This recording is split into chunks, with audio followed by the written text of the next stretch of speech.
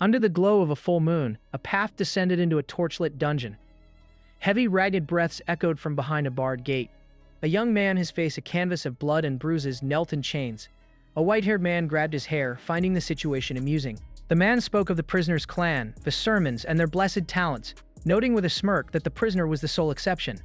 A searing pain followed as a hot poker was thrust into the prisoner's chest. He screamed in agony.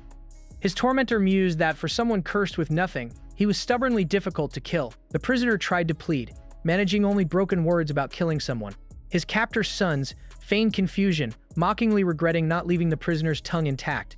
He had hoped to learn something from the sermon bloodline but was now bored. Turning to leave, sons told his fate not to die today. It was, after all, the 3rd anniversary of him wiping out House Sermon. The prisoner, Ryun Sermon, collapsed in his chains as moonlight streamed through a high window, illuminating the blood-soaked floor. He remembered that 3 years had passed. His mind drifted to the former glory of his family, guardians of the continent of Drea against the monsters from the Dark Zone.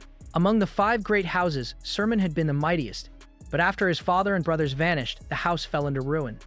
House Phaeton saw their chance, and moved to crush them, seeking the legendary blessing of the Sermon line, the blood of the dragon. Those with the blood became archmages and swordmasters at impossibly young ages, but Ryun was not one of them. He had inherited the curse of the Demon King Archon. He lamented that if he hadn't been cursed, Phaeton would never have triumphed. He wouldn't have suffered under Sons Phaeton's cruel experiments. But no, he was too tired for regret now. He could feel it. His end was near. A tear escaped his eye. Finally, he could rest. His consciousness faded into flashes of battle, a hero slaying monsters and facing great evils. A brilliant golden being appeared before him, its power immense. A voice echoed, offering to grant his wish. Rian's eyes snapped open. A young woman was calling his name. He recognized her as Colin, his family's nanny, though she looked impossibly young. He wasn't in a dungeon but a grand bedroom. He demanded a mirror, and in it he saw the face of his 12-year-old self. He asked for the date and she replied, August 17, 1892. The year 1892. He was 12. He stared out the window, the memory searing his mind. This was the very day House Sermon began its fall at the hands of Phaeton. The golden being's voice echoed. He had truly returned to the past. An older man entered whom Ryun recognized immediately as Alejandro, captain of the Sermon Knights. Alejandro offered to let him skip training, seeing how unwell he looked. To everyone's surprise, Ryun refused. The maid and the captain stared, stunned. Ryun simply stated he was fine, asking what the day's training was. Alejandro, confused by the boy who usually faked illness, questioned if he was really the young master. Ryun clenched his fist. He didn't care if it was a wish or just a bad case of déjà vu. He announced they would skip the drills and go straight to monster hunting. This was his chance to fix everything. After demanding monster hunting, Ryun stood inside the grand estate, quietly summoning his status window. He was relieved to see the familiar interface, a unique ability no one else on the continent possessed. Just then, Alejandro announced the monster was ready, and Ryun dismissed the glowing panel. They moved to the training courtyard, where a goblin shrieked, chained to a post. The creature thrashed wildly, then lunged as far as its chains allowed. Colin and Alejandro watched with worried faces. The nanny pleaded with the knight captain to stop the training, reminding him that the young master usually fainted at the mere sight of a goblin. Ryun knew she was right about his past self. He steeled his nerves, but now he understood what was happening. A system warning flashed, announcing that Archon's curse was amplifying his fear of monsters, so that crippling terror was also part of the curse. Alejandro sighed, declaring the training was enough for the day. Ryun refused, stating it was not enough as he stepped forward. He faced the screaming goblin head-on, his body trembling with the curse-induced fear. He focused on his footwork, telling himself to stay calm. This was just a single goblin, and the fear it caused was nothing compared to the threat he'd faced before. The memory of the golden being flashed in his mind, dwarfing the monster before him. With a yell, Ryun swung the wooden sword, striking the goblin squarely on the head. The onlookers stared in disbelief. News system messages appeared announcing that he had overcome the curse through a transcendent experience, downgrading its rank. He no longer felt fear towards monsters. He turned to the captain and asked for a real sword. Alejandro hesitated, asking if he would be all right while handing over the blade. Beside him, Colin looked like her soul was about to leave her body via express delivery. Ryun offered a confident grin. The old knight was moved, thinking that the young master had finally become a man today. The dazed goblin barely had time to recover before Ryun raised the steel sword and brought it down with a clean, bloody strike. Alejandro told Colin to watch closely, believing a ray of light was finally shining on their declining house. The boy standing over the slain monster was, without a doubt, the next head of House Sermon. Later, Ryun washed the grime from his face, looking at his young reflection. The system had been effective. He had overcome the curse and confirmed he could grow stronger. However, when he checked his experience points, he saw the gain was minuscule. He needed to hurry. The day his house would be filled with screams was fast approaching.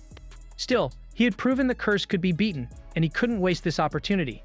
He considered his family's situation. It had been 2 years since his father and brothers disappeared. Their position was fragile, but their enemies had not yet made their move. He clenched his fist, having confirmed one way to level up. In that case, it was time to verify the second method. In another part of the mansion, Rian sat across from a woman with fiery red hair and a mask. She had heard about the goblin hunt and questioned why he had summoned her for magic training. This was Sina, leader of the Magic Corps and a powerful 7th Circle Archmage. She was a mystery, her origins known only to his father. She asked if catching one goblin had made him arrogant, reminding him that magic was different. She pointedly asked if he had forgotten that his training was halted due to his complete lack of talent. Rian acknowledged that he knew. Because of the curse, his body couldn't feel mana or excel at anything. But that, he explained, was until yesterday. He then posed a question that left her stunned, asking if she was curious whether he could feel mana now. A ripple disturbed the surface of the tea as Sina unleashed a torrent of mana, shaping it into a fiery dragon. She instructed Ryun to open his eyes, explaining that she had drawn a picture only visible with mana. She challenged him to describe it. Without hesitation, Ryun identified the beautiful red dragon, leaving Sina speechless. She stammered that he was correct and wondered how he had changed so drastically overnight. She had even added a mechanism to obscure the dragon's form. Frustrated, she demanded to know how he broke the curse. Before Ryun could answer, she began muttering to herself, trying to rationalize it. He interrupted, explaining that while he could sense mana, he couldn't use his family's cultivation method and needed her help. Sena listened intently. Ryun knew that mana cultivation was the other key to leveling up. Sena warned him that assisting with mana cultivation was dangerous. She would have to tear into his body to guide the mana, effectively holding his life in her hands. Ryun simply smiled and asked if she planned to kill him, knowing full well he couldn't resist her power. He looked her in the eye, remembering how she had protected him in his past life even as her own body broke down from mana depletion. She had been his loyal retainer to the very end. He told her that he trusted her more than anyone. Having heard his sincere declaration, she agreed. He removed his vest and knelt before her, his bare torso revealing faint, scar-like markings. Sena began the process, channeling mana using the blue earth cultivation method he had described. He was impressed at how quickly she grasped the theory. This was the same method he had used in the game Add-in to raise his stats. Sina reminded him to concentrate, warning him of the intense pain he would feel. He was not to make a sound or thrash about. If it became unbearable, he was to focus on stopping. The pain came, a searing agony that brought back memories of the torture he endured in the dungeon at the hands of his captors. He clenched his jaw against the rising agony. Sina, feeling his resistance, reminded him that he had said he trusted her. She understood his pain and focused her energy, pushing the mana through his body. A system notification flashed. Archon's curse was activating, dispersing the mana. Sina noted that this was expected and decided to inject more mana. The system notifications continued to flash, a silent battle raging within him between the curse and Sina's power. Sina gritted her teeth, realizing that even her 7th Circle mana couldn't overcome the highest grade curse. But Ryun had a plan. Using his knowledge from Add-on, he would let the curse rebound. By confining the dispersal of mana within his own body, he could deceive the curse into thinking it had succeeded. Sina watched in astonishment as the mana stabilized within him. System notifications confirmed his success. He was resisting the curse. The process was incredibly hot, but he would not give in. He had endured this pain 1,000 times before. He was Adon's master player, his face a mask of determination. His understanding of mana, etched into his very soul, surpassed all others. This was a mere curse from a demon king he'd never even met. The curse mark on his chest cracked as an explosion of energy erupted from him. The power receded and he collapsed. The pain was immense and his consciousness faded, his mind drifting back to the cold dungeon. He remembered the plague doctors discussing their experiments and deciding to dispose of him. But then hooded figures stormed the dungeon, and the torturers cried out in alarm. He found himself outside under a moonlit sky. A bloodied Alejandro knelt before him, apologizing for being late. Ryun, overwhelmed, asked if he had come to save him. Alejandro smiled weakly and apologized again before slumping forward, his back riddled with arrows. Ryun's past self screamed in anguish. He awoke with a start, tears streaming down his face. The cultivation had succeeded, but the vivid dream had soured any joy he might have felt. He vowed that it wouldn't happen again. He now had a means to fight back, a power he had to keep secret, especially from the ever-watchful House Phaeton. His next move was clear. He would accelerate the downfall of his own house. Waking up in his A-state, Ryun stretched, announcing that his manhwa refining attempt had failed. Of course, Sena and Alejandro, who had rushed in after he collapsed, were confused. Ryun feigned ignorance, staying silent. He felt bad for worrying them, but couldn't reveal the truth. It wasn't a secret he was unwilling to share. He just doubted they would believe a story about regressing from the future and wondered if it would even help them. He decided to lie. He claimed that after trying so hard to meet their expectations, he could no longer feel a speck of mana, inviting them to check for themselves. Sena, though skeptical, agreed and cast a detection spell. As her hands met his, a green aura flared up around her and Alejandro, but there was nothing coming from him. She was shocked. The mana she had so clearly felt in him yesterday was completely gone. She insisted it had been there, then stumbled away in disbelief, leaving a concerned Alejandro behind. The Knight Captain tried to console him, suggesting he focus on swordsmanship since the monster hunt had been a success. Ryun shook his head, claiming he realized he couldn't do it a second time and that even eating had become difficult afterward. This news crushed Alejandro's hopes, leaving him utterly dejected. The seasons changed from autumn to winter. Colin stood worriedly outside Ryun's door, lamenting that he hadn't come out again. With the head of the house gone, only the madam was left to manage the family's legacy, and she was reaching her limit. Another servant approached, noting it had been 3 months since Ryun had even been seen in the training grounds, and that he now barely listened to the captain. Another maid gossiped that sudden changes in a person were a sign of impending death, dismissing his brief moment of glory as a fleeting dream. Colin furiously defended him, insisting that he had tried his best that day to meet everyone's expectations. The other servants continued to whisper about the ruin of the Sermon family and how Ryun was now known as the family's delinquent throughout the kingdom. Colin argued that it was too much pressure for a 12-year-old, but the others countered that for a declining noble family, high expectations lead to greater disappointment. The servants' gossip continued, with some announcing their plans to quit. When asked, Colin remained silent. Inside, Ryun ate a meal, noting the drop in food quality as a sign of the family's worsening finances. Everything was going according to his plan. His past self would have squandered the remaining wealth trying to save the family.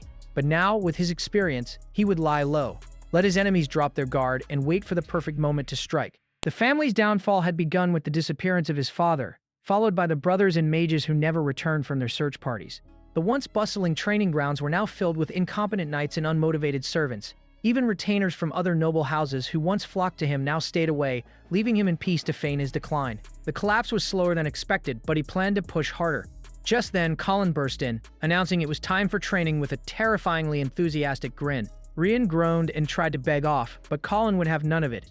With a surprising show of strength, she snatched him from his bed.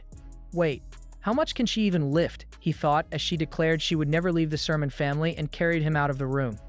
In the snowy training grounds, Alejandro was yelling at him for his improper sword grip. He insisted that Ryun could easily feel mana again by simply swinging the blade.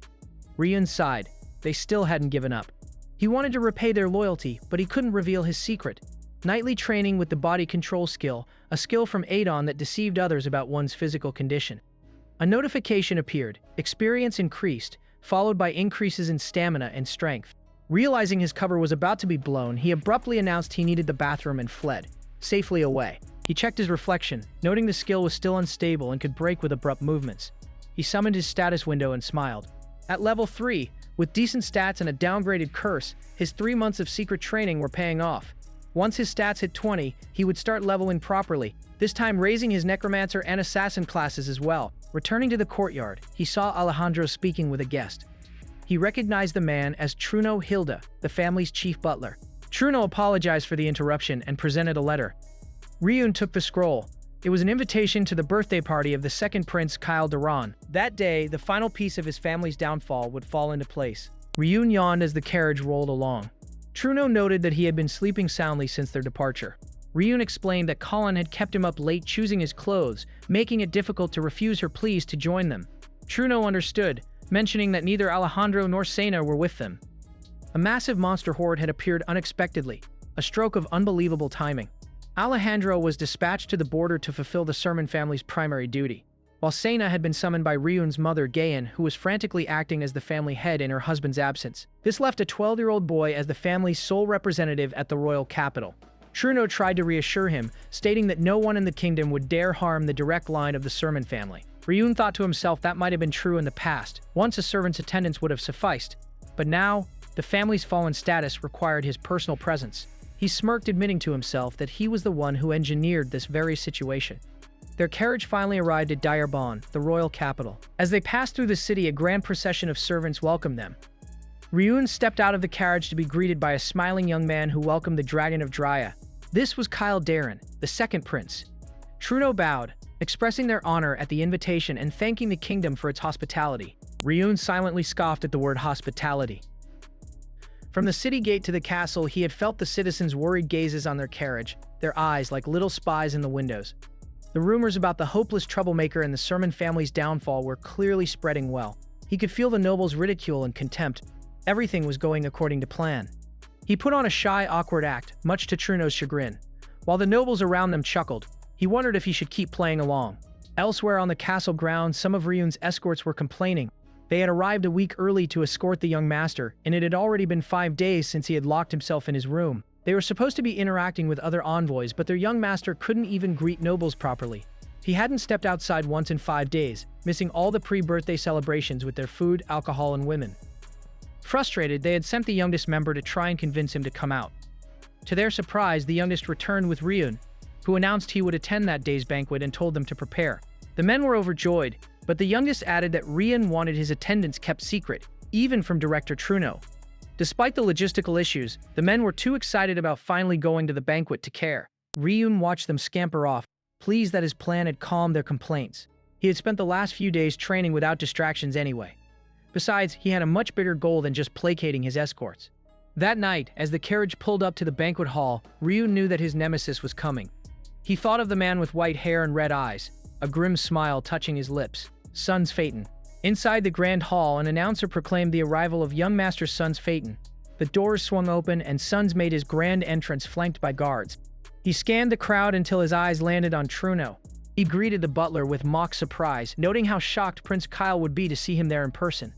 He added that he'd heard the Sermon family had arrived first and then, with a malicious grin, asked where the famous Rian Sermon was. Truno's face tightened. Sons feigned innocence, pretending everyone must have heard the stories of Sermon's downfall. Truno thought about how Sons, a 15-year-old who had just reached the 5th circle, was making a name for himself, but to insult the Sermon family in their own kingdom's banquet hall was an outrage. Sons continued his charade, saying that of course the rumors couldn't be true and that whoever spread them should be punished for disgracing a noble family. Truno's anger boiled as he remembered the rumors about Rian, drinking at 7 and killing a commoner at 12, and how this scumbag dared to speak the title Dragon of Drya.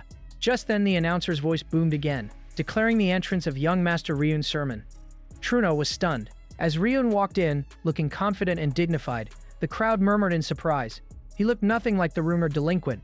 The noble blood of the Sermons was undeniable. Sons watched, his jaw tightening as all attention shifted from him to Ryun. Ryun approached him directly and with a polite smile, identified him as Sons Fatun, mentioning he'd heard a lot about him from his brother Ross. The name of the missing 4th son hung in the air. Sons scoffed, saying he knew plenty of stories too. Ryun continued, stating that Ras had called Sons a very kind person. After all, they had attended the academy together and everyone knew the rumors about brother Sons. Sons seethed internally. Ryun recounted how Sons had helped a bullied student and resolved the suffering of a harassed female student. He then leaned in and asked what else Ras had said before recalling something about a knee. Truno, catching on, chimed in that when Sons' knee was hurting, Raz had brought him good medicine. The butler then quickly made an excuse about a message from the Knight Commander and steered Ryun away, leaving the fuming Sons behind. Ryun glanced back with a triumphant smirk. Sons was trembling with rage. This was exactly what Ryun wanted. His enemy's rage was a crucial part of his plan. In a lavish room under the night sky, Sons Phaeton was having a moment, the kind that usually ends with a smashed vase and a strongly worded letter to his therapist. He paced the floor, fuming over the humiliation he had suffered. Ryun Sermon's words echoed in his mind, dredging up memories he thought were long buried.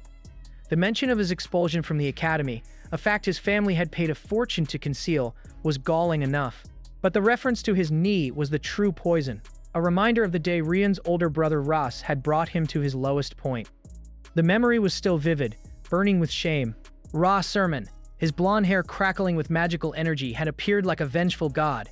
Sons had been caught harming a female commoner, and in his arrogance he saw no issue. Roz, however, did. He had given Sons a simple choice, kneel and beg for forgiveness or be killed where he stood. The terror of that moment, the feeling of his knees hitting the cold stone floor, was a wound that had never healed. Ras had used magic to ensure the apology was sincere. Screaming, Suns clutched his head, the phantom pain of that day returning with a vengeance. He had to silence Ryun. That wretched boy was a threat to his plans and would soon face a terrible fate. Composing himself, he called for his guest to enter. The heavy doors creaked open, revealing a silhouetted figure. Suns was surprised to see such an important visitor for a secret meeting. It was Truno Hilda, the chief retainer of the Sermon family itself. Meanwhile, under the same full moon, Ryun's carriage and its escort traveled through the night. He reflected on the events of the party, pleased that everything had gone according to his design. He had successfully manipulated his image, and most importantly, Lord Sun's Phaeton had taken the bait perfectly. Inside the carriage, Truno praised the young lord's astonishing conduct at the banquet, admitting it had rekindled a spark of hope for the Sermon family's future. Ryun found the sentiment amusing, considering Truno had caused conflict with the Sun's family and failed to build any new alliances. Truno clarified that seeing Sun's Phaeton so thoroughly flustered had been exhilarating to watch. A sly smile touched Ryun's lips. With a flick of his wrist, a red light pulsed, soundproofing the carriage. Truno asked why he had suddenly done that. Ryun repeated Truno's own words about the spark of hope, adding that if the retainer truly believed that, he never would have chosen to betray the family. Truno froze, a cold sweat breaking out on his brow. He stammered, asking what Ryun meant. Ryun continued calmly, acknowledging that while Truno's crimes were unforgivable, they could be pardoned because they were committed for the family's sake. Truno was speechless, wondering how the boy could possibly know. He slumped in his seat, asking how much Ryun was aware of. Ryun offered him a chance to listen to his plan and judge for himself. As the carriage continued on its way, Ryun laid out his grand design. Truno's heart pounded in his chest, his mind reeling. He couldn't fathom how this child had orchestrated such an intricate plot. He stared at the young lord, truly wondering who he was. Ryun's expression was unnerving. Overwhelmed, Truno covered his face, letting out a shaky breath. He felt an astonishing urge to burst into tears and cheer all at once. Ryun already knew what choice the man would make. He told Truno that he had already stepped off the path of blind servitude. Truno looked at the boy's face again, realizing the faint upturn of his lips was not a smile. No, it was the cruel and chilling look of someone with murderous intent. Suddenly, the carriage jolted to a halt. One of the knights demanded to know why they had stopped, but he received no answer. The coachman was already dead, blood dripping from his mouth. It was poison. An ambush was upon them.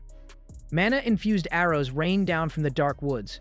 The mages scrambled to erect barriers, and the knights drew their swords, furious that anyone would dare attack the Sermon family. The magical shield shattered under the onslaught. A knight rushing to the carriage warned everyone to stay back, but it was too late. He peered inside the now empty carriage. The young lord was gone. The remaining guards stood in stunned silence, their mission a catastrophic failure. Under the pale light of the moon, a lone rider galloped through the forest. It was Truno Hilda, his face set with grim determination, carrying the unconscious form of Ryun's sermon away from the chaos he had orchestrated. Ryun, meanwhile, was experiencing a rather unpleasant nap, finding himself suspended by magical chains. His system notified him of a cocktail of status effects, including darkness, sensory anomalies, and physical deterioration. He wondered how much time had passed, noting the excessive number of spells applied to him. By now, he knew the sermon guards would be in a complete panic. He recalled his first life, where this very kidnapping drained his family's resources and led to their ultimate ruin. But this time was different. With his current knowledge, he could weaponize this incident, turning it to his advantage at the perfect moment.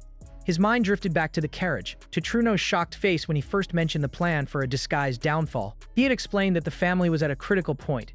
Any overt attempt at recovery would unite the other noble houses against them. Therefore, he had intentionally spread rumors, painting himself as the omen of Sermon, a useless heir, to make them lower their guard. However, he knew the Phaeton family would attack regardless. Their aggression was a predictable constant, so he decided to use it.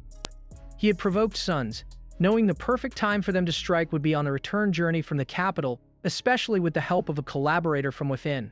A faint, knowing smile had touched his lips then. He had presented Truno with a choice. Would this kidnapping be the peak of the Sermon family's downfall, or the signal for its glorious resurrection? Back in the present, Ryun felt his magic and cultivation technique begin to resist the status effects. Everything was proceeding as planned. Another memory surfaced. Truno on horseback, apologizing over and over for his betrayal. Ryun had simply told him to follow the plan, for that was his only path to forgiveness. The old man's tears had been genuine. As Ryun's body fought off the magic, his stats began to rise, culminating in the unlocking of a new sensory stat. He felt a surge of satisfaction. The first condition for his growth was now complete. Truno arrived at a secluded ruin, where he handed Ryun over to a group of cloaked figures. Sun's Phaeton himself emerged from the shadows, surprised that Truno had come in person for a deal. a deal Truno grimly confirmed. Sons mocked him, calling his words harsh for a traitor, a dog that had bitten its master. Sons then produced a scroll, explaining it was verified intelligence from the notorious Asanga family, assassins and information brokers who never dealt in falsehoods. Their sigil, a skeletal crow, was proof of its authenticity. The scroll, he claimed, contained sightings of the missing Sermon heirs. This was the reason for Truno's betrayal. He had traded one incompetent heir for a chance to find the ones who could truly lead the family. A foolish move, Ryun thought, as the Phaeton family's wealth would have secured that information anyway, leaving Truno with nothing but a traitor's death. Sons dismissed the chief retainer, his task now finished. Truno reminded him of his promise, and Sons assured him he would keep his word, vowing to return the precious lord to the Sermon family unharmed. As Truno rode away, one of Sons' men asked if they should eliminate him. Sons declined, stating that the man was already doomed, as the Sermon family would have already identified him as the culprit. With all preparations complete, Sons confirmed that he would handle Ryun personally. He had been waiting for this moment. Ryun's eyes snapped open just as a flash of light filled his vision. He found himself staring into the smug face of his captor. Sons greeted the little one, asking if he understood the situation now. Ryun took in his surroundings, chained in a dark room. Sons laughed, delighting in the sight of a Sermon heir brought so low. Ryun asked what he was doing, and Sons mocked his feigned ignorance, stating the obvious. Ryun then asked if he understood the consequences of his actions. Sons sneered, asking if this was another threat like at the banquet, a poor attempt at intimidation. Sons grabbed Ryun's hair, taunting him about what Ross must have told him, before delivering a vicious kick. He screamed about how Ryun's family defied the Phaetons, sending the boy flying. He reminded Ryun that he was utterly helpless, sold out by his most trusted retainer for a sliver of information. Now no one could save him. Sons explained that this kidnapping was the first move in a war between their families. Sons rambled on like a villain in a cheap play, clearly enjoying the sound of his own voice. As he gloated, a faint green aura began to seep from Ryun's body. Sons stopped mid-sentence, his eyes widening in confusion. A brilliant magic circle erupted from Ryun, bathing the dungeon in an emerald glow. Sons shielded his eyes from the blinding green light, stumbling back as the magic circle pulsed with energy. Ryun calmly stated that he had been waiting for this day since his return. The entire tower glowed ominously under the moonlit sky. He watched Ryun remain chained. Wondering why nothing was happening to his captive, he sneered, thinking this was all just a ploy to buy a few seconds. Ryun simply called him an idiot. He reminded Sons that he talked too much. Suddenly, Sons choked, his throat constricted by an invisible force. He clawed at his neck, unable to speak. Ryun informed him that the Silence Magic Circle had sealed his ability to use Upper Circle magic. He then posed a question. How useful is a mage who cannot chant?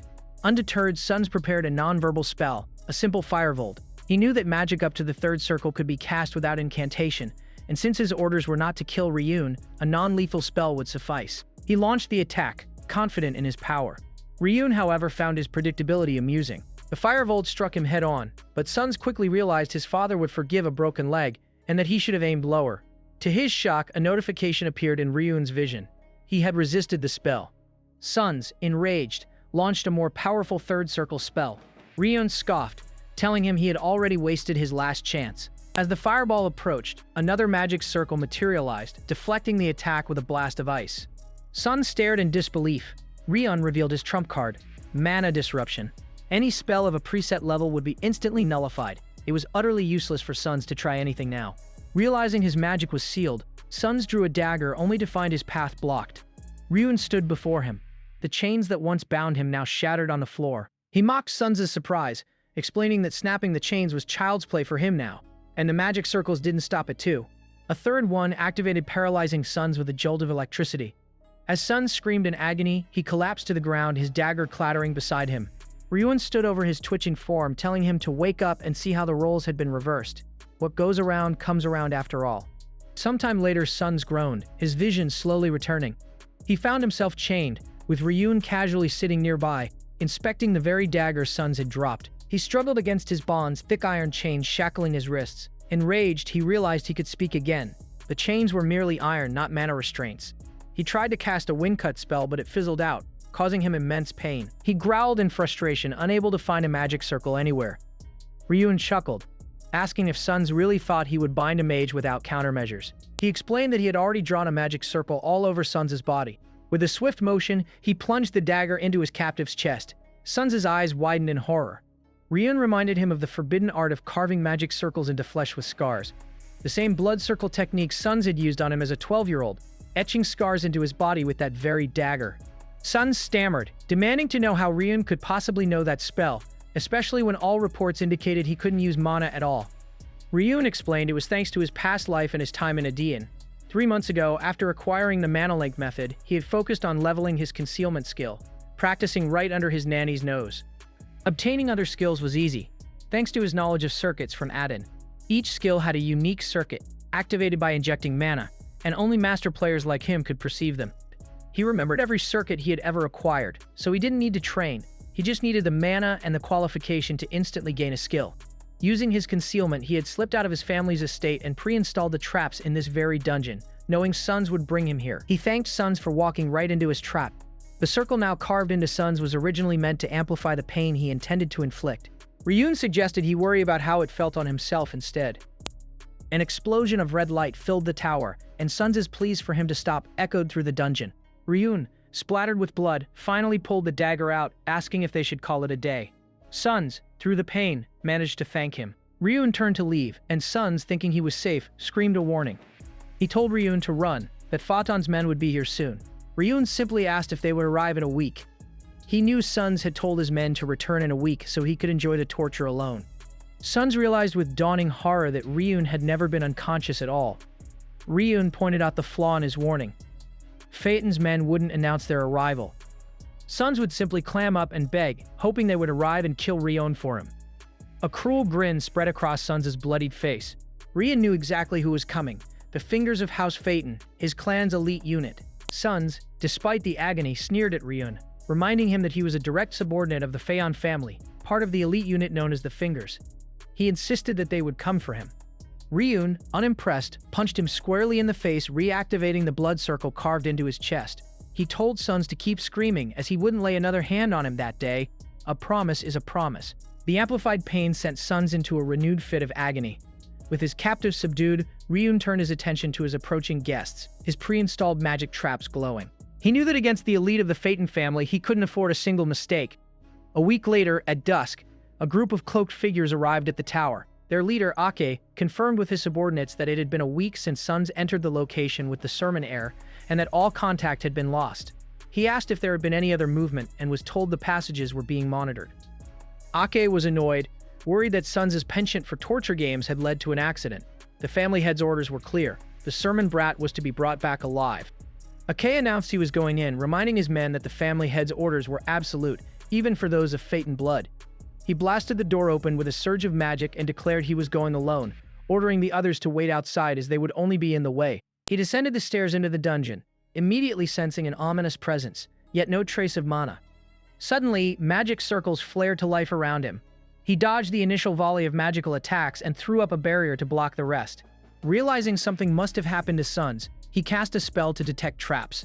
He was surrounded by them, linked and triggered by magic circles. The attacker clearly knew the layout of the place and was highly skilled, with traps laid at every passage. Not wanting to waste time, Aki erected a double barrier and pushed forward, vowing to make whoever was responsible regret picking a fight with the Fingers of the Phaeton family. He wouldn't let them get away with this. He reached a torch-lit cell and found a pool of blood on the floor, and Suns kneeling, chained and covered in wounds. Akai blasted the chains apart, rushing to his young master's side. Suns collapsed, and Ake frantically asked what had happened. Suns was barely conscious, his face a mask of pain. Ake recognized the magic power lingering in the room as Suns' own. He looked over at the bound figure of Ryun, demanding to know what had occurred. Prioritizing their escape, Ake ordered a recovery potion for Suns, knowing the unseen enemy was still a threat, especially with all the traps they had encountered. He deduced that the enemy's goal was not just rescue, since they had left Ryun behind. The boy was clearly bait, but Ake couldn't abandon his mission. Just then, Suns stirred, pointing a trembling finger at Ryun, identifying him as the one responsible. Ake turned his cold gaze to the boy. He decided to bind Ryun with powerful 7FS, circle magic to ensure he couldn't be moved by anyone else. As he began the incantation, a voice remarked that he was being too cautious. Ryun was suddenly floating in the air, a green aura surrounding him. Ake, startled, instinctively launched a fireball which passed harmlessly through the image. It was an illusion. The backlash from canceling the powerful spell sent a jolt of pain through him. Ryun's voice echoed in the room, commenting on the pain of mana reflux. He told Aki that if he had sensed something was off, he should have taken him out first. Aki, enraged, called the illusions repulsive. Ryun mocked him for charging at a master of illusion magic with more illusions. AK cast Illusion Delete, a spell to dispel the fakes. The room filled with copies of Ryun, all of them charging at him. He swatted them away, only to find the real Ryun moving in from the side. The boy was fast, a blade glinting in his hand. Their eyes met for a split second before Ryun delivered a powerful kick, sending Ake stumbling back. Alan was furious at the boy's cockiness. He parried Ryun's next attack, sending him flying into a wall. He sneered, confident that was Ryun's last trick. Had he possessed a better ace, he would have used it already. He questioned how lightly Ryun took the power of the Phaeton family, then noticed the dagger lying on the floor. He blinked, and suddenly, the dagger was plunged into his neck. The attacker was Sun's, his eyes glowing with a strange green light. He told the bewildered Ake that this was the kind of pointless arrogance he couldn't overlook. With a chilling smile, he asked Ake if he had ever heard of soul transfer. He revealed that Sun's soul was trapped in his body, while the blood circle carved into him contained spells beyond mere pain amplification. This was his true ace up his sleeve, a magic that allowed him to control another's body. Akame choked, his staff shattering as a massive explosion of energy erupted from Ryun's original body. The spell was broken, and Ake's helmet clattered to the floor. With his soul now piloting Sun's Phaeton's body, Ryun smiled grimly. He had caught Ake, a powerful 7th Phaeton, Circle Archmage, completely by surprise. He sat up amidst the carnage, Ake's unconscious form beside him. Reaching for the recovery potion Ake had brought, he poured it over his borrowed body's wounds. A notification confirmed the creation and leveling of a pain-resistant skill. The potion stung, but it was necessary to create wounds on Sun's body that looked like they were inflicted by Ake. He grit his teeth through the pain. With Ake's body lying in a pool of blood, Ryun, still in Sun's form, threw his hands up in triumph. He had hunted one of Phaeton's fingers. A system notification confirmed the quest completion and a massive level increase. He was surprised by the mention of a quest, but the jump from level 2 to 15 was undeniable. It was an expected reward for defeating Aki, but the quest was a new variable. He pushed the thought aside. There were more pressing matters. He began a new ritual, a magic circle glowing on the floor. Dragging Ake's corpse into the center of the circle, he prepared for the next step of his plan. The success of this ritual would determine how quickly his future plans could unfold. He knew that skill circuits were engraved on the soul, not the body, which meant he could use his own mana even while inhabiting Sun's form. He began pouring his mana into the prepared circuits. As his mana drained, his level began to drop, but another condition was fulfilled, unlocking a new class. Shadow, a hidden assassin class. It was a success, but he wasn't finished. With his remaining levels, he believed he could achieve even more. He was determined to succeed, no matter the cost. Lightning flashed outside as he began the second ritual, focusing his energy. Another class change was successful, advancing him to the upper class of Necromancer, the Hand of Death. Out of 2 attempts, 1 had worked. His original plan had only accounted for this much, but after defeating Ake, his level had risen far higher than expected. If he could succeed at a 3rd class change, he could obtain the hidden class, Ghost. Ghost was the class that had helped him rise to the top in add-on, a perfect synergy of Necromancer and Assassin. The key to obtaining it, he knew, was the size of the soul. The risk was immense. Failure at his current level could result in a devastating backlash, but if he succeeded, his plans would progress flawlessly. There was no time to hesitate. He poured more levels into the attempt, his body racked with energy. His soul was wounded, needing rest, and he screamed as his body felt like it was being torn apart. He feared the 3rd class was impossible. As the pain intensified, his mind was flooded with memories of his past life, the torture he endured at the hands of plague doctors, the casual cruelty of Sun's, the dying face of Alejandro as he tried to save him, and the defiant last stand of Sena, her face a mask of blood and resolve. He grit his teeth, vowing to obtain the Ghost class, even if it cost him his soul. A final surge of power erupted from him. The energy swirled and coalesced, and a notification appeared. He possessed a soul of sufficient size. The hidden class was opening. He watched in anticipation as the class card materialized, no longer a ghost, but something new. Phantom. It was the hidden upper class of Ghost. He was stunned. It was a class he had never even seen in a DN. As an upper class of Ghost, it should have similar properties. He had obtained everything he wanted. Now it was time to carry out his original plan. The passive ability of Ghost was to strengthen necromancy. Killing a 7th Circle Archmage was all part of the plan to execute his next move. He hoped the precious material of Ake's body would endure. If this worked, his plans would be greatly shortened. He activated Lich Creation. Normally, this required a level 70 Necromancer, but with a 7th Circle Mage as the material, it was possible. Ake's corpse convulsed, his eyes glowing with purple light. The creation failed, but the system activated a special undead creation instead. Rian's eyes widened.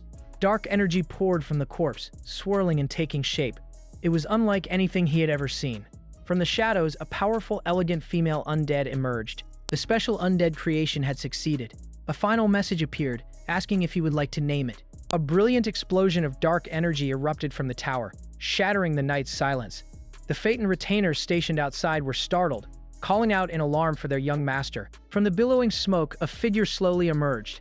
It was a battered son's Phaeton, his clothes torn and his face bruised, carrying the limp body of Ryun's sermon over his shoulder. He angrily explained that Ake was responsible, claiming one of Phaeton's own had betrayed him and asking if his wretched state wasn't proof enough. He declared his intent to take Ryun and leave, explaining he had bound the traitor with an artifact that wouldn't hold for long. After mounting a horse, he ordered the men to restrain Ake until reinforcements arrived, promising a great reward for their efforts. With that, he galloped away from the chaos, disappearing into the dark woods. The retainers' report of the night's events reached a high-ranking Phaeton mage, Pyrrhus. The news that young Master Sons was missing after a confrontation with a traitorous Oke was troubling, but the fact that no trace of Ake could be found was even more so. Pyrrhus crumpled the paper in his fist, his face a mask of cold fury. He confirmed that the men before him were the only witnesses. After their nervous confirmation, a blade flashed, and they were permanently silenced. The disappearance of Sons was a problem, but it would be a catastrophe if the Phaeton's involvement in the Sermon kidnapping became known. At the tense border between the two family lands, Sermon Knights stood guard, ordering the Phaeton forces to halt. The air crackled as Alejandro, captain of the Sermon Knights, stepped forward, his immense power flaring to life, and he faced the Phaeton encampment, roaring that he would kill any trash who dared to cross into their territory. He accused them of starting this conflict and demanded Ryun's immediate return. Alejandro pointed to the suspicious fire and the underground facility they had discovered, calling their presence a blatant cover-up, and Pyrrhus calmly denied any knowledge of Ryun's location and countered that Sun's Phaeton was also missing, suggesting they cooperate. Alejandro furiously refused, his irritation mirrored on Pyrrhus's face, and declared that no one would interfere until their investigation was complete. The two powerful mages faced off, their energies clashing in the cold night air. Watching from a distance, Trinohilda worried that the situation would escalate into war. Suddenly, Sina appeared beside him in a swirl of flames, calling him a traitor. She informed him that only a message from the young master had saved him from being turned to ash. She commanded him to remain silent unless it concerned the search. Truno then recalled Rian's promise to leave a trace for them to follow. Sina was confident she could find it. Rian had told her that only a user of the sermon's unique cultivation method could sense the lingering resonance of his mana. Focusing her power, she cast a detection spell and quickly found her target. A pillar of green light erupted nearby, revealing a shocking sight that left Truno speechless. It seems Sons had a bit too much to drink and ended up in a bit of a bind, literally hung out to dry. He was suspended upside down from a tree, unconscious. Scrawled across his clothes in blood was a simple confession. He was the kidnapper and deserved punishment. Below him, a letter lay on the ground, held in place by a rock. Sena's eyes narrowed. This was the trace Ryun had left. Ryun had anticipated this moment perfectly. He had considered possessing Sons' body but knew the Phaeton family head was too powerful to fool. Simply returning to the Sermon family was also not an option, as it would ignite a war they couldn't win. His only choice was to disappear for a while, but not before leaving an explanation for Sina. Back in the present, Truno asked what the letter said. After reading it, Sina's expression hardened. She announced their return to the Sermon estate, incinerating the letter in a flash of fire. There was much work ahead of them. As the sun rose, a messenger bird soared through the sky, its shadow passing over the rooftops of a bustling city. A young man with brown hair ran briskly through the streets. A local man hailed him as Rion, telling him the guild leader was looking for him. At that same moment, a realization struck Sayana. Rion cheerfully acknowledged the man, a faint green glint flashing in his eye. Sayana was now certain of Rion's plan. The young master had become Drea's dragon. 3 months later, in the royal capital of Phaeton, whispers of the recent conflict between the great houses still lingered on the streets. The official story was that a traitor from House Phaeton had kidnapped the last Sermon heir. Ultimately, House Sermon had accepted monetary reparations, a move that baffled the public. They wondered why a family would accept payment when their son was still missing, concluding that the once great House Sermon was truly a fallen power. Unseen by the gossiping crowd, a young man with blue hair made his way through an alley to the Phaeton branch of the Martong Assassination Guild. Inside, the branch manager, Sapphire, found the whole situation boring. She was a 2-second day of Salaf, with a sharp mind and an even sharper gaze, and she already knew all the public details. A ruddy man at the bar brought up the news that Truno, the sermon's chief retainer, had been executed. It was discovered he had cooperated with the Phaeton traitor, and the legendary swordmaster Alejandro had personally beheaded him on the spot. Even Sapphire was taken aback that one of the continent's few swordmasters had acted as an executioner. Just then, the door creaked open and the blue-haired young man entered. He greeted the man at the bar, Mr. Duns, before heading upstairs to meet with Sapphire. She greeted him, stating that today was the day. She presented a sealed envelope, a letter of recommendation for Rion to become an official member of the guild. He smiled faintly, noting that there was still one test left. She agreed, calling it his first official mission, though she questioned if such a test was even meaningful for him. After all, he had reached the final stage in a mere 2 months, an unprecedented feat. A true talent had been born in their branch. Rion modestly claimed he was still far from her level, which she dismissed as false humility. She commented that his expression was much better than when they first met, taking a sip from her cup. Her mind drifted back 2 months to a rainy night when a cloaked boy had appeared at the guild's door and he had presented a massive bag of gold and made a single chilling request, an assassination. He had heard they would take any job for the right price, and once the payment was confirmed, she had treated him as a client. She insisted it wasn't the money, but a feeling that she would never meet another client quite like him. It wasn't every day a boy in rags brought a fortune to request his own assassination. It was a request that piqued her interest immensely. Back in the present, Rion took the letter saying he would review it himself. He asked to be called when the test began and took his leave. As the door clicked shut and a shadowy figure materialized in the room. The figure, Cal, questioned if she had accepted the boy on a mere feeling. She scoffed, explaining that Ryan had then joined the guild and completed the training in 1 month, a process that normally takes up to a decade. She confirmed that Cal had completed his investigation. Cal reported that Rion had no last name, was found on the streets, and was raised by a master who had since vanished. He had joined the guild to find his master, using the request on himself to prove his worthiness. Cal admitted this was Rion's story, but then confirmed it was all true. He had visited the abandoned house where Rion claimed to have lived, and found recent signs of occupancy. Sapphire considered the information and then asked the crucial question. What was the possibility that Rion was the missing Rion Sermon? The timing was too coincidental, and the thought had been nagging at her. Kyle stated the possibility was extremely low, explaining that their intelligence showed Rion Sermon to be a talentless boy who lacked everything from mana to stamina. He couldn't possibly be the same person as the prodigy Rion. Sapphire stopped him from investigating further, deciding not to waste his talents on a useless task. However, she did order him to look into Rion's mysterious master. In his room, Rion smirked. The branch manager's intuition was sharp, but his necromancer skills were sharper. He could use the lingering souls of the dead to gather information anywhere, a feature much better than any modern CCTV. He overheard their conversation and then opened his status window. His levels had returned and his skills had grown.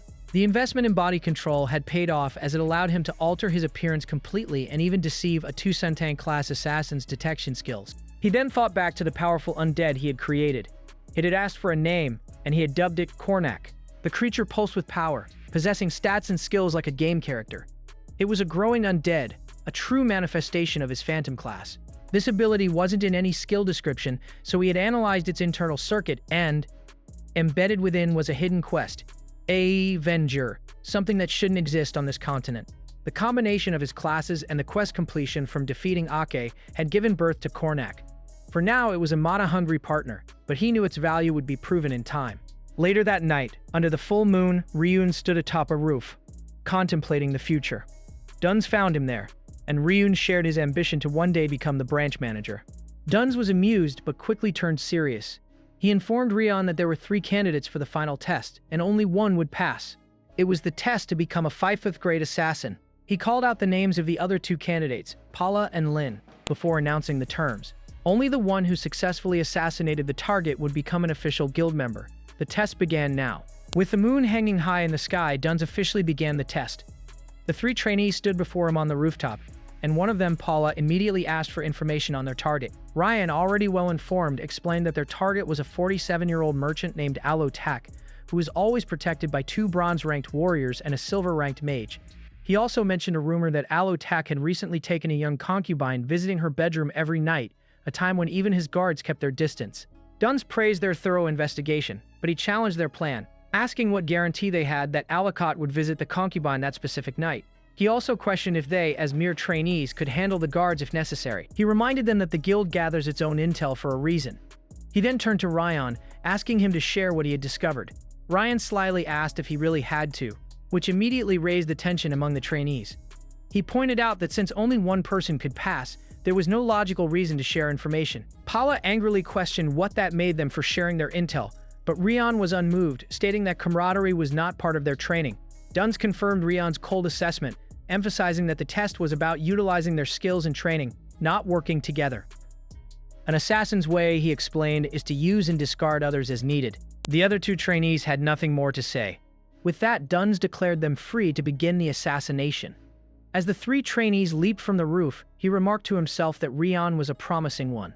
Duns was recalling an earlier conversation with Sapphire about Ryan's unusual request to be assassinated himself. To test him, they had mobilized 7 of their best assassins with a 3-day time limit, the only condition being that Ryan had to join the guild afterward. Duns had thought the idea was absurd, boasting he could find the boy in 10 minutes. He had failed spectacularly, admitting that Ryan's traps and tricks were on another level. A promise was a promise, and Sapphire had begun Ryan's training that day. Duns knew this test was the most difficult in the branch's history, and he felt he might be witnessing the start of a legend. The trainees descended into the city. Paolo was the first to act, crashing through a window and expertly disarming the magical and mechanical traps inside. He successfully infiltrated the mansion, only to find more mercenaries than expected. His presence was immediately discovered, and the guards gave chase. Watching from the shadows, Lynn smirked at Paolo's foolishness. His noisy entrance had created the perfect diversion, one she would have created herself if needed. Ryan, also hidden, knew that Alec had survived numerous assassination attempts by hiding in the same place every time. His main wife's bedroom. Inside, the wife was furious, berating her husband for bringing assassins to her doorstep on top of having a concubine. Alec tried to placate her, insisting the room was safe. Lynn, now positioned outside the room, noted the increased defenses. With the main mercenaries distracted by Paula, she sensed only 5 ordinary soldiers nearby, making a frontal assault a viable option. Suddenly, Alok yelled in alarm, but not at Lynn. His own wife held a dagger to his throat. She accused him of taking money from her family again and using it to buy gifts for his concubine. With a final scream, she plunged the dagger into him. Lynn, preparing to strike, was stunned by the turn of events. The wife stood panting over her husband's body, the bloody knife clattering to the floor. She was splattered with his blood, murmuring in disbelief at what she had done, before letting out a piercing shriek. The guards burst in, asking what was wrong. From her hiding spot, Lynn processed the scene. The target was dead, killed by his wife. She wondered if the mission was a success or a failure, and also where Ryan had disappeared to. Back on the rooftop at dawn, Lynn reported that the request had failed. She explained that Alec had been killed by his wife, not by any of them. As she spoke, she noticed Ryan standing calmly beside Duns Anne. She was shocked, wondering if he had even gone to the mansion at all. Just then, a wounded Paula returned, explaining that the mercenaries had started fighting each other, allowing him to escape during the chaos. Duns clapped his hands, declaring the test over. However, he announced that the assassination was not a failure. Ryan had completed the request. The other 2 trainees were utterly dumbfounded. They protested that Alec's wife was the killer, but Duns revealed that her actions were Ryan's doing. He explained that Ryan had manipulated the wife, turning her into a puppet to kill her own husband, leaving the other trainees speechless with rage and disbelief. Duns clarified that Ryun had manipulated events so Alec's wife would kill him herself.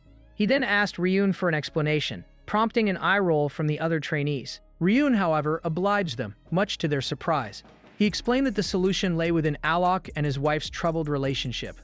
One of the trainees asked if he had simply taken advantage of their domestic issues, while the other accused him of receiving secret intel from the branch manager. Ryun denied this, stating he learned of the target at the same time they did. He confirmed their initial intel was correct, but he had already dug deeper. While they were planning, he was already acting. Paula angrily demanded to know how he could have investigated Alok beforehand. Ryun calmly explained that he had investigated everyone in the city who could possibly become a target.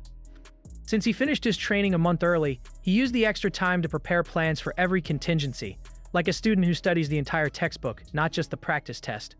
The other 2 were stunned into silence by his level of preparation. During his research, he found someone with deep resentment for Alec, his wife, Kelly.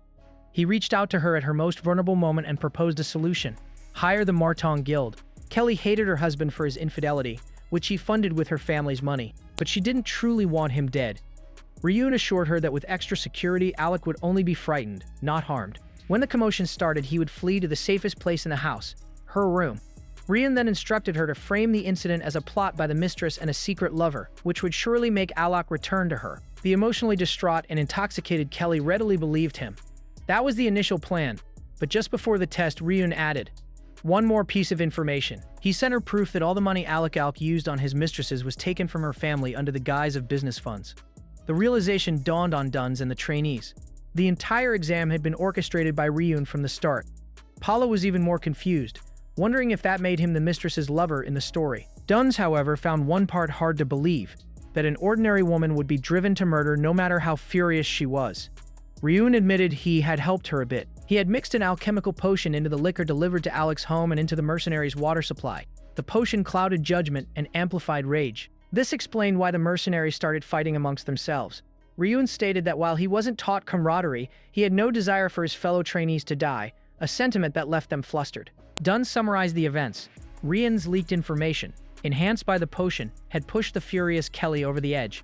He congratulated Ryun on passing the exam, noting that an assassination doesn't always require the assassin to hold the knife. Ryun added that they could collect their commission fee, plus extra for the cover-up from Kelly. Since only the guild knew Kelly was the murderer, she would gladly pay to have her husband's death blamed on assassins. Duns and the other trainees were left speechless by his cunning. They now knew that competing with him was pointless. Duns dismissed the other two trainees and they departed. He then turned to Ryun, his expression grim. He admonished Ryun for the cruelty of his methods, forcing Kelly to live with the guilt of killing her husband. He declared that the guild raised assassins, not monsters. Ryun calmly countered that he had viewed Kelly as an ordinary woman too, until he learned the full truth. Every mistress Alec had brought home had been secretly murdered by Kelly.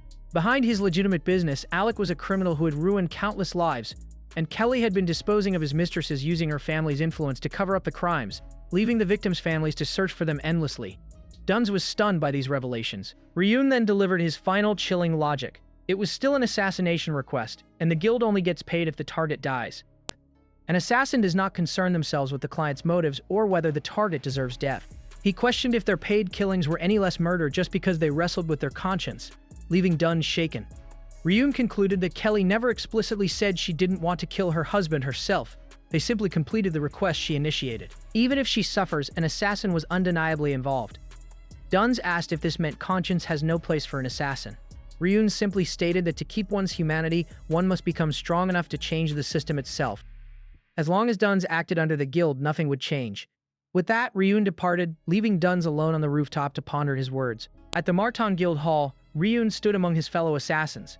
Sapphire officially congratulated him on passing the test, presenting him with a scroll that certified him as a 5-1 grade assassin.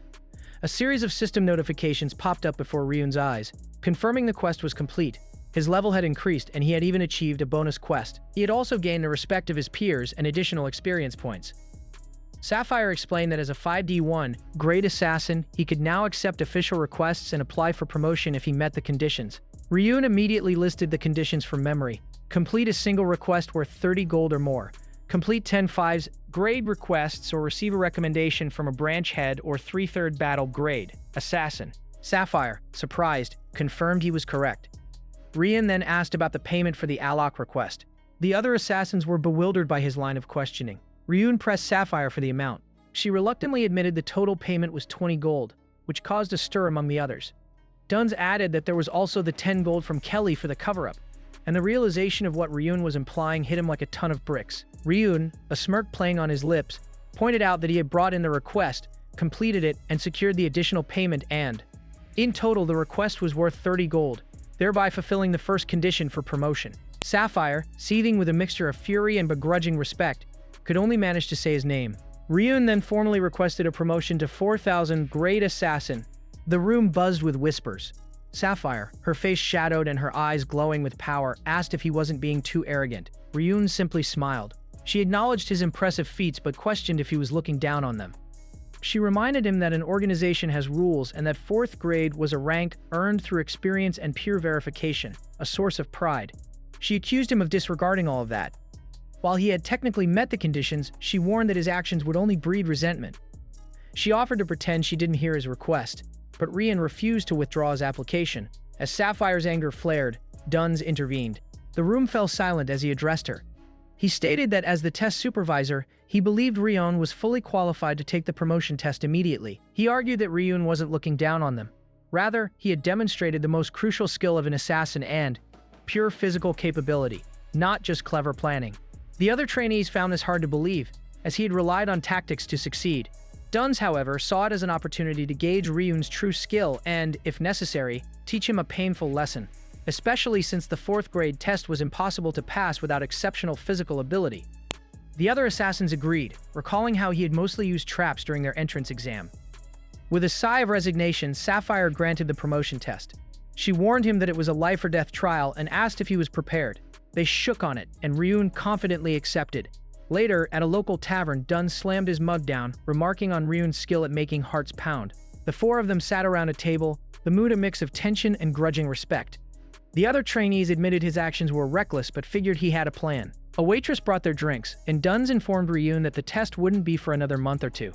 He offered to train him, but Ryun declined, stating he planned to rest and be away from the guild for a while, and he confirmed that he would return before the test and could check for news at any Martong branch. Duns, intrigued, asked if this was his new plan. Ryun just smiled. Duns laughed, told him to do as he pleased, and proposed a toast, much to the protest of the others who thought Ryun was too young for alcohol. With a temporary leave from the guild secured, Ryun knew his window of opportunity was closing. Free time would soon become a luxury, as a 4th-class assassin was expected to constantly take on new requests. He had a destination in mind, a place he needed to visit before his obligations began. Carrying only a simple pack, he journeyed into the wilderness, his sights set on the infamous Dark Zone.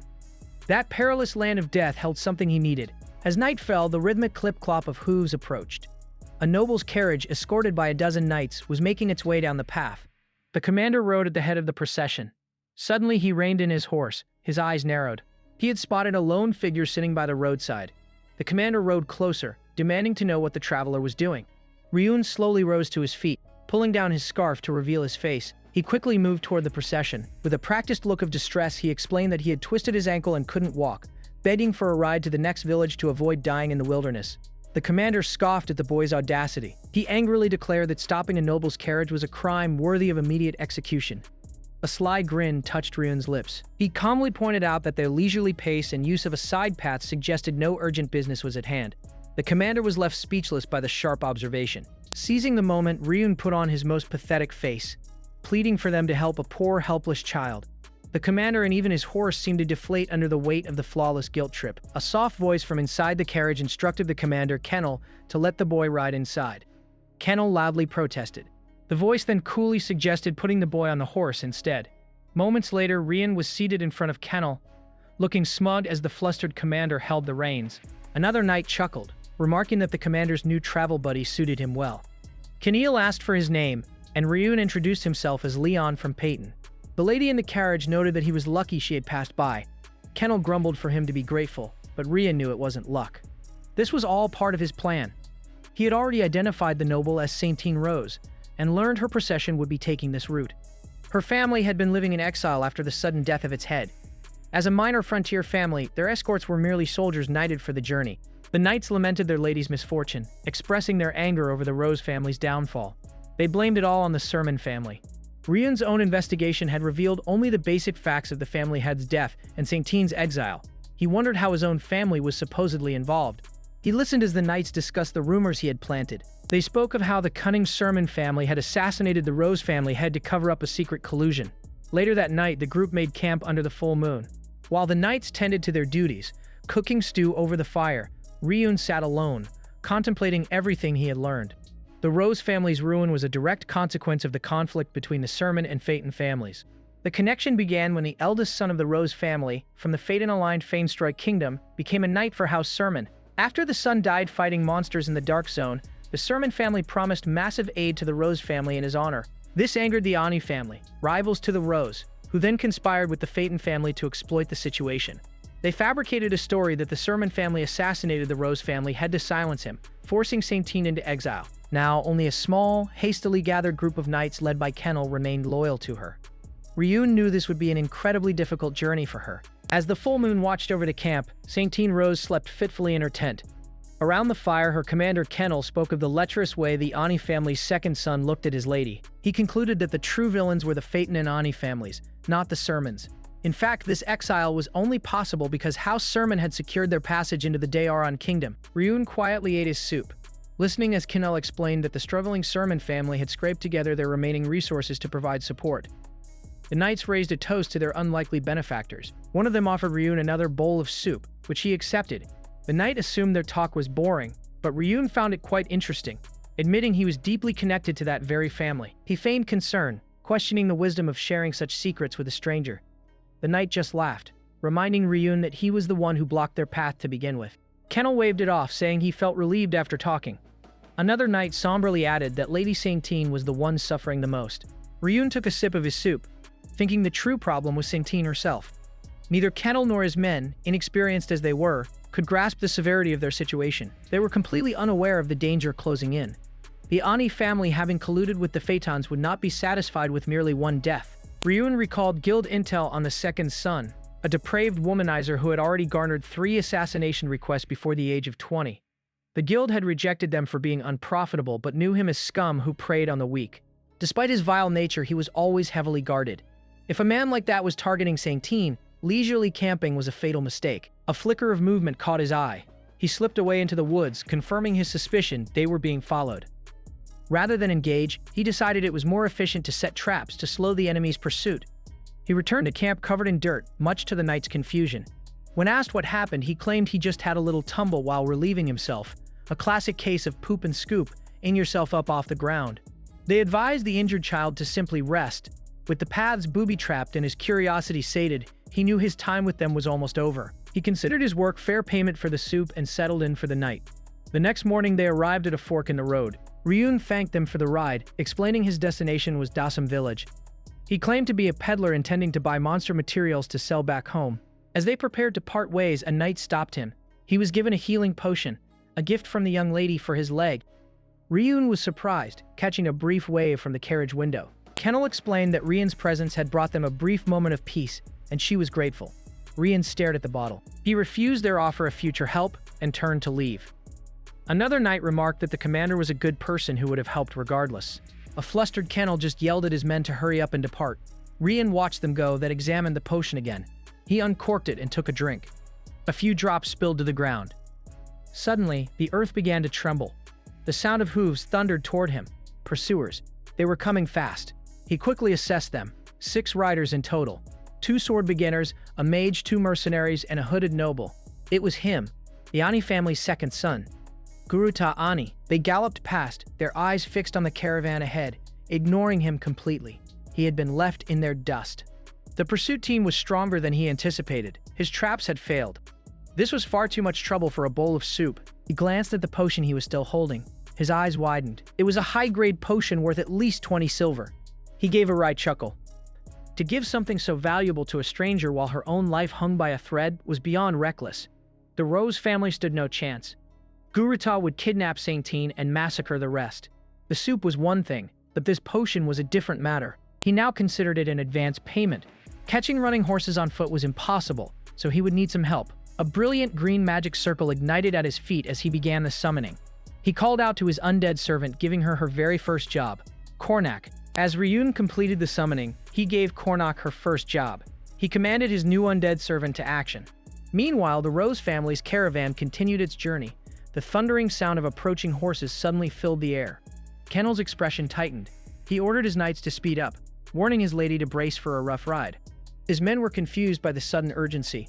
Kenil yelled that pursuers with mana signatures were closing in. With the border in sight, Kenel urged them on.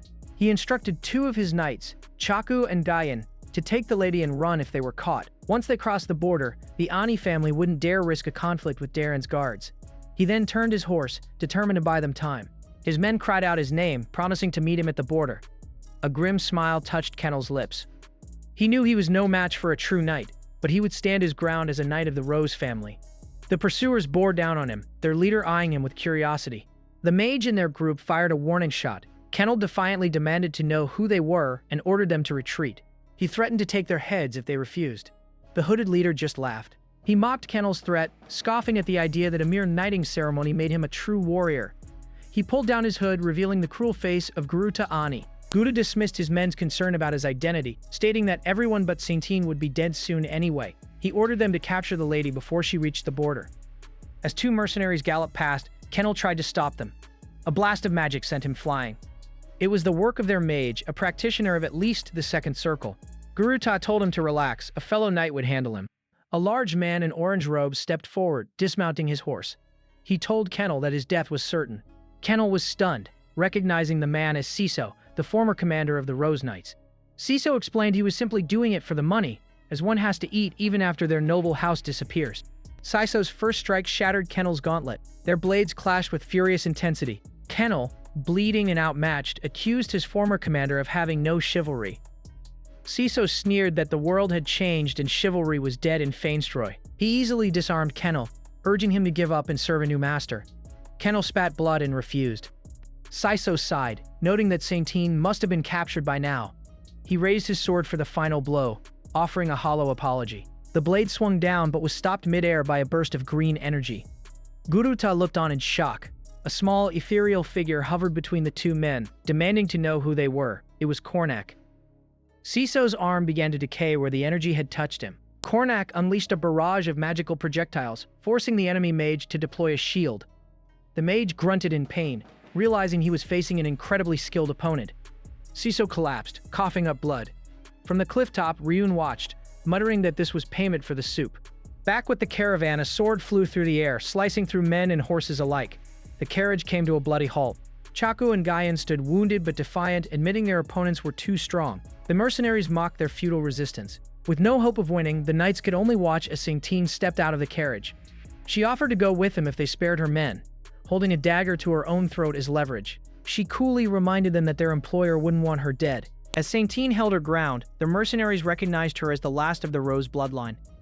She praised her knights for their bravery, then offered herself to the mercenaries in exchange for their lives. She held a dagger to her throat, reminding them that their employer Garuta would not want her dead. One of the mercenaries sneered, informing her that since she hadn't reached Daeron, she was no longer a noble. Saintine flinched at the insult. The mercenary declared there was no reason to listen to her and lunged forward.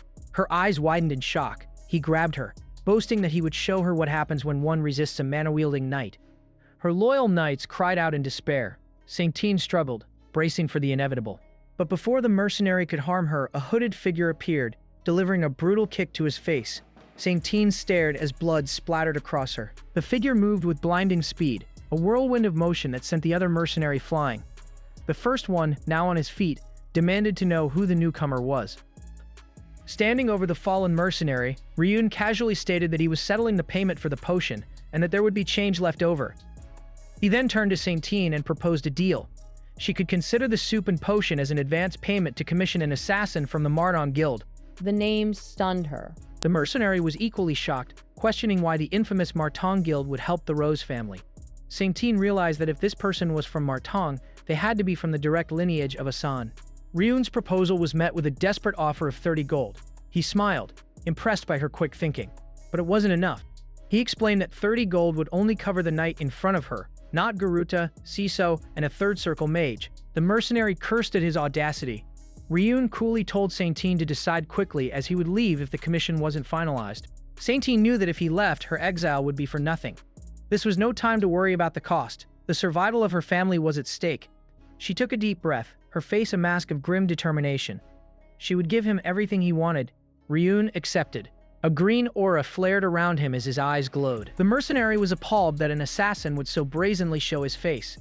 Ryun scoffed, stating that only cowards hide their identities. A true assassin, he declared as he threw his dagger with impossible speed, makes no mistakes. The dagger found its mark, and the mercenary crumpled to the ground. Saintine stared, a trail of green energy lingering in the air. Ryun announced that this was his first official commission from Marton. The payment would be everything the Rose family had to offer, and for that price, he needed to build a worthy reputation. The remaining mercenary refused to believe it. He boasted that two-sword beginners wouldn't go down so easily. Ryun simply questioned his use of the word we. The mercenary charged, yelling for him to die, but Ryun dodged with effortless grace. The mercenary yelled at his fallen brother to get up, reminding him that their opponent was a Martong assassin. He vowed that their perfectly timed swordsmanship would make Ryun regret taking the job. Ryun just smiled. His system activated first body domination, then body acceleration. He moved like a phantom, a blur of motion that the mercenaries couldn't track. One of them wondered if it was an illusion or a clone, unable to detect any mana flow. He swung his sword wildly, but his brother warned him against such recklessness. Ryun's voice echoed around them. telling them it was already too late. A whirlwind of green energy erupted. His eyes gleamed with cold satisfaction. The remaining mercenary frantically searched for his opponent, confused by the phantom-like movements. He couldn't detect any mana flow, yet Ryun struck from nowhere, a terrifying blur of motion.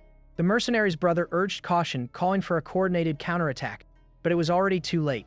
Ryun informed them that he had already afflicted them with curses that weakened their bodies and disrupted their senses. The mercenary was horrified to realize their opponent also possessed necromancer abilities. A final bloody strike silenced him.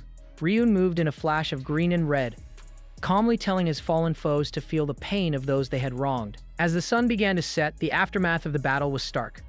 Kennel, covered in blood, approached the scene. He called out to his lady, asking if everyone was safe. Saintine saw him and cried out his name, overcome with relief that he had survived. Ryun watched their reunion, genuinely glad they were okay. Kennel then turned to his men, who were shocked that he had managed to stop the pursuers. He angrily reminded them that he had promised to meet them at the border. He explained that he'd received help from a mysterious mage who had intervened, a powerful being who had not only defeated the traitor Siso and the enemy mage but had also captured Garuda. Saintine wondered if this mage was connected to the assassin who saved her. As if on cue, Ryun raised a hand, and a magic circle appeared. It pulsed with energy, and from it the defeated Garuda was unceremoniously dropped to the ground. Kennel stared, recognizing the assassin as the boy Leon. Saintine quickly explained the situation, and Kennel was stunned to learn he was from Martong. He finally understood how the enemy mage had been defeated so easily. Garuda, battered and bruised, could only mutter the name Martong. He desperately tried to bribe Ryun, offering double, then triple what Saintine had promised. He claimed the Asan family's policy was about gold, not loyalty. Ryun's eyes flashed with annoyance at the incessant noise. With a single brutal motion, he silenced Garuda for good.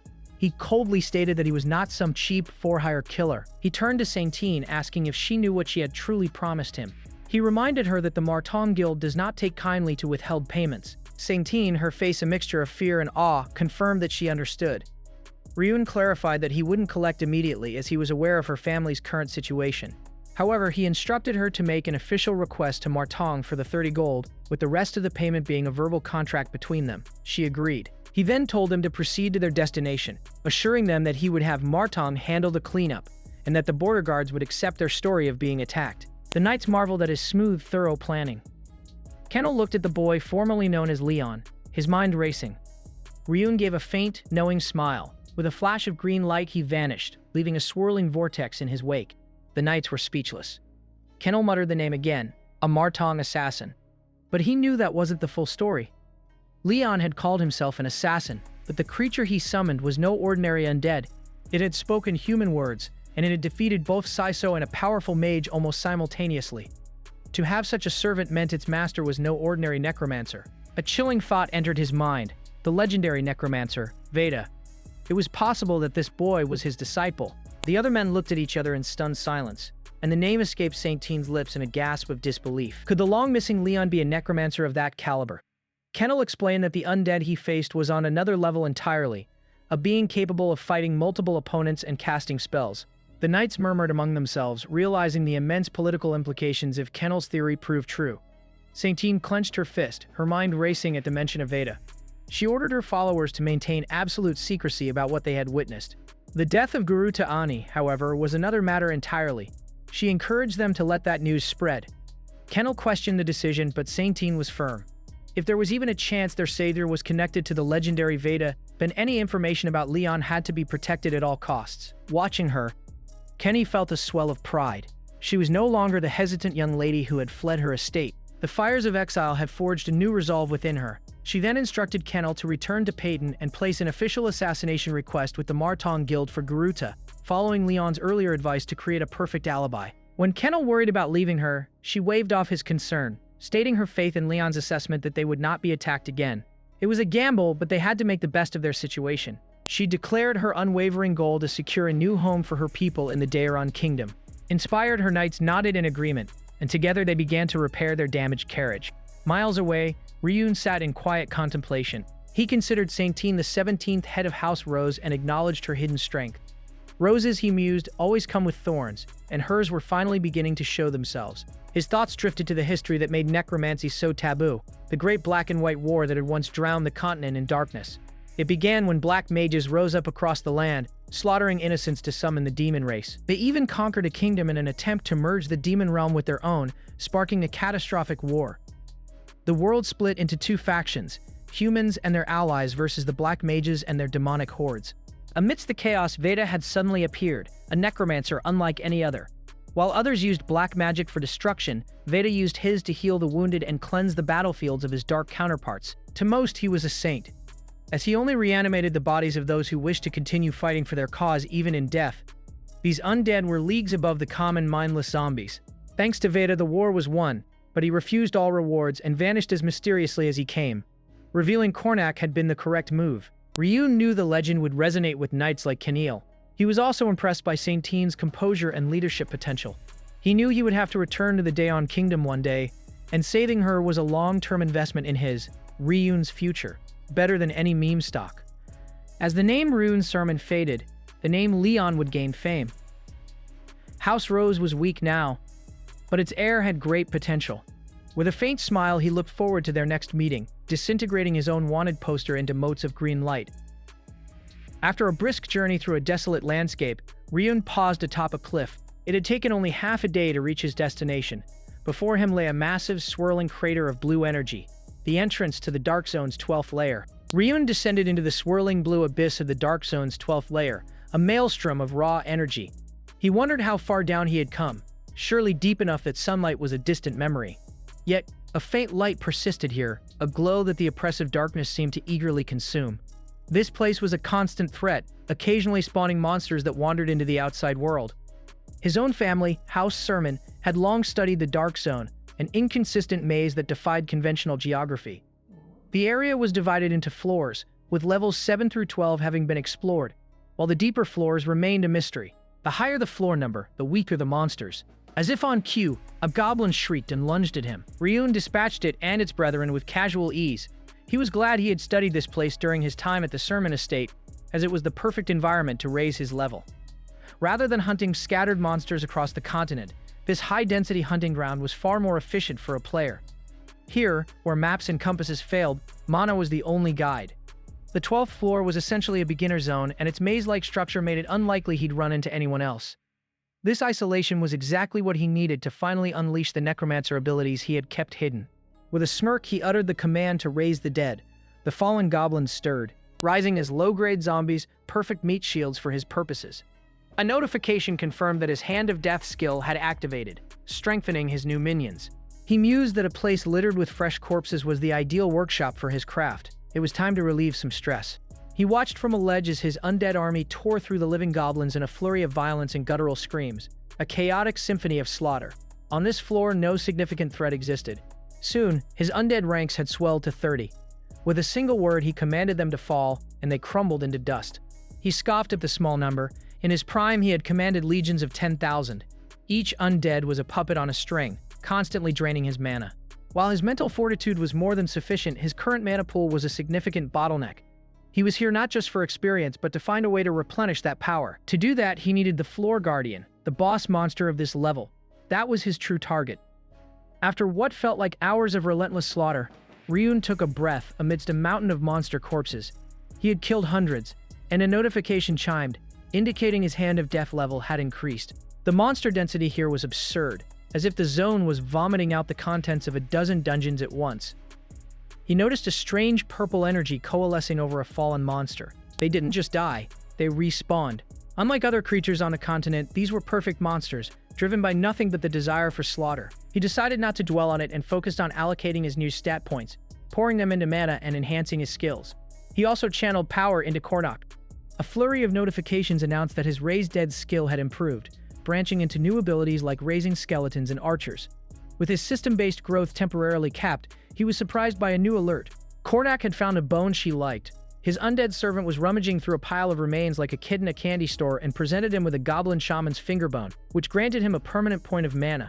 Ryun stared in shock. A growing undead!